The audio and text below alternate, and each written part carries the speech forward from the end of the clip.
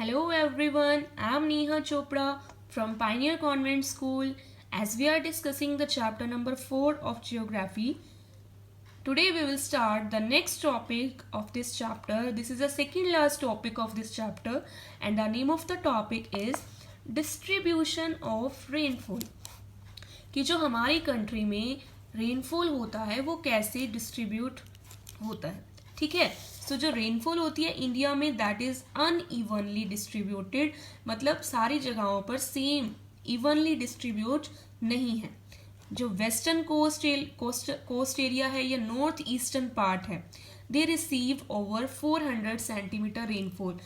400 centimetre rainfall कहाँ पर होती है? वेस्टर्न कोस्ट में और नॉर्थ ईस्ट पार्ट्स में. वेयर एज अगर हम देखें वेस्टर्न राजस्थान के या उसके आसपास जो मिलते हुए एरियाज हैं वहां पर रेनफॉल होती है 60 सेंटीमीटर से भी कम रेनफॉल होती है. ठीक है. उसके बाद जो रेनफॉल होता है that is equally low in the interior part of Deccan plateau. जो सेंटर में जो डेक्कन प्लेट्यू है वहां पर रेनफॉल तो बहुत ज्यादा कम होती है. सिमिलरली अगर हम लद्दाख, जो अब जम्मू कश्मीर डिवाइड हो चुका है, उस लद्दाख के पार्ट में भी देखें तो भी वहां पर क्या होती है? रेनफॉल कम होती है.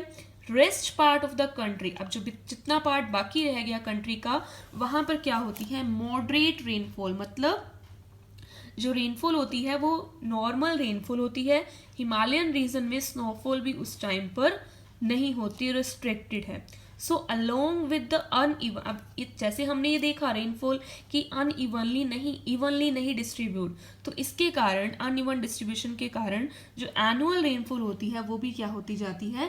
That is highly variable. Year to year क्या हो जाती है? वो चेंज होती रहती है. Variability is high. कहाँ पर होती है हाई? कहाँ पर होती है high? Rajasthan, Gujarat and the western Ghat में. और हाई रेनफॉल जो होती है उसके कारण क्या होता है? फ्लड्स आती हैं. और अगर लो रेनफॉल होगी तो उसके कारण क्या होगा? ड्रॉट होगा, सूखा पड़ जाएगा. ठीक है. So this was your topic distribution of rainfall. अब हम डिस्कस करेंगे monsoon as a unifying bond. So अभी तक हमने इस चैप्टर में ये रीड किया कि जो हिमालयाज हैं वो हमारे इंडिया को किससे प्रोटेक्ट करते हैं? जो एक्सट्रीमली कोल्ड विंड्स होती हैं उन्हें एशिया, सेंट्रल एशिया से आने में क्या करते हैं? प्रोटेक्ट करते हैं. जिसके कारण जो नॉर्दर्न इंडिया में जो टेम्परेचर होता है वो सेम रहता है when compare to other areas in the same latitude. ठीक है. सिमिलरली अगर हम पेनिनसुलर प्लेट्यू देखें तो पेनिनसुलर प्लेट्यू में भी क्या होता है? मॉडरेट टेम्परेचर होता है. डिस्पाइट सच मॉडरेटिंग इन्फ्लुएंसेस, ये जो मॉडरेट इन्फ्लुएंस होते हैं इसके साथ साथ there are great variation in the temperature conditions में क्या आते हैं? बहुत सारे चेंजेस आ जाते हैं. फिर जो यूनिफाइंग इन्फ्लुएंस होता है मॉनसून का किसके ऊपर? इंडियन सब कॉन्टिनेंट के ऊपर. That is quite perceptible. अब ये जो मॉनसून होती है इसकी कुछ फिजिकल फीचर्स क्या हैं? That help in the monsoon type of climate. ये क्या करता है? हेल्प करता है and leads to the rhythmic cycle of season. अब जैसे मॉनसून है तो हमने सीजन्स के बारे में पढ़ा कि साइकिल सीजन्स का कंटिन्यू चलता रहता है. तो अब हम कुछ मॉनसून के बारे में पढ़ेंगे. मॉनसून क्या होता है? एक सीजनल अल्टरेशन होता है विंड सिस्टम का, मतलब सीजनल रिवर्सल होता है विंड सिस्टम का, विंड्स का. ये क्या करते हैं?